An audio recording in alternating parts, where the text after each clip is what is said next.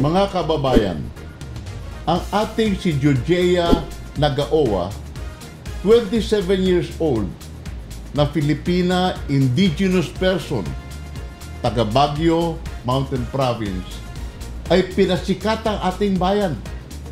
Nakagaya din ni Pacquiao, Donaire at Ilode sa boxing at ni Paeng ni Pomuceno sa bowling at iba pa sa larangan ng Hanay Atletica. Siya ay magiting na nakipagsapalaran sa International World Boxing. Nadala at wagayway ang ating bandilang Pilipinas sa kanyang pagtagumpay bilang World Women Flyweight Boxing Champion. Pero itong si Customs Commissioner Lina ay gutom todo sa pera.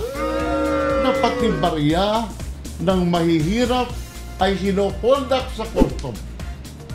Biruin nyo, siningil pa itong magiting na atleta natin ng customs and value-added taxes na 5,809 pesos sa kanyang championship belt.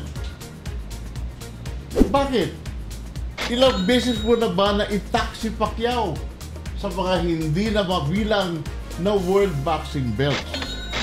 Ilan na ang ating mga Olympic or international world winners ang pumasok labas na hindi naman itinatak ang kanilang mga medalya o trophy na papremyo.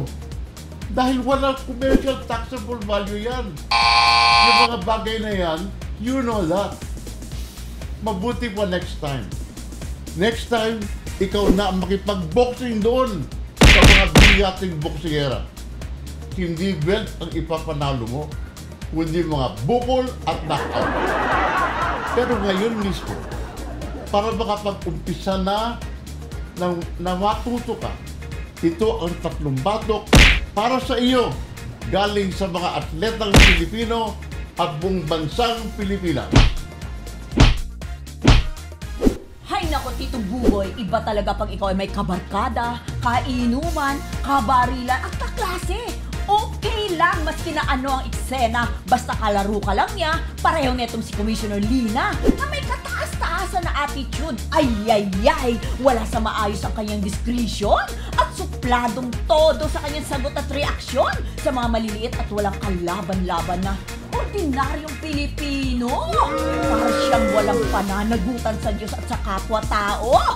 Ano ba yan? Ay nako, basta atsokaran lang ang naguguyo niyang Pangulo. After all, klaro kita niya na gano'n naman ang patakbuhin kina Drilon, Abad, Abaya, Villanueva, at iba pa. Ay, ano ba yan, Mr. Lina? Yes, it's true that all officers of government are bound by provision of law. Pero ikaw, burot na! Pinalalaki mo pa ang self-importansya mo sa 5,809 na customs at value-added taxes? Ay nako, ano ba yan? The law cannot be unreasonable cover-up for your arrogance. Ang pag-i-small mo sa ating mga ordinaryong bayani na pang-araw-araw? May mga batas tayo dyan, but those laws are not inflexible. Our laws allows humanitarian discretion for all public officers. Ito po sa inyo, dagdag at ng bato. Galing po yan kay Ginang Hustisya. Mr. Lina, nanoloko ka na ba? Pati balikbayan box ng sambayanan, kinakayod mo pa. Kulang pa ba ang basura galing Canada? Hindi na carry ito ng mga OFW. Linisin mo muna mga hanay mo bago mo isisip sa aming mamamayan ang kakulangan mo sa revenue. Yan tuloy sinasabing buhaya on call. Kayo sa big time smuggling ng mga imported na bigas, manok at lahat ng karne, mga mansanas, grapes at sari-saring prutas, mga delaang pagkain na ang lahat ng ito ay may pit na kalaban ng mga nagtatanim sa lupang kabuhayan ng ating mga farmers at fisher folks. Anong say mo sa mga nagbabaha ng mga smuggled high-price luxury goods? Mga tunay na mga peke na nagkalat sa lahat ng kada sulok-sulukan ng ating bansa. At paano naman ang kinikita ninyo sa mga kontrabandong pang-hold up at pamatay sa biktima ng ating mga kawawang sagradong inosentes. Ito ang nararapat sa'yo, 3 batok.